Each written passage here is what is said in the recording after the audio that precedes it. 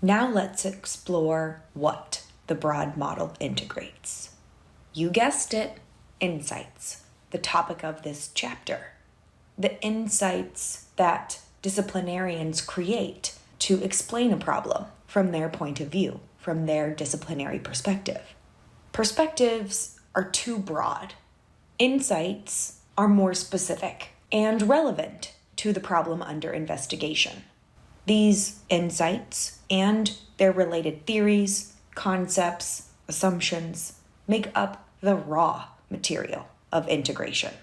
We often find these insights in texts, but we can also find them in photos, film, and other media. They are created by a variety of sources: disciplines, subdisciplines, and even interdisciplines. They can also be created by schools of thought, professional fields, and our very own basic research.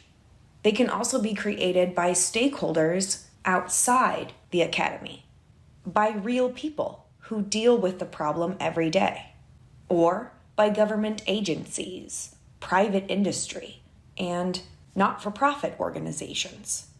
Of course, these insights are usually related to the disciplinary background of the people producing them.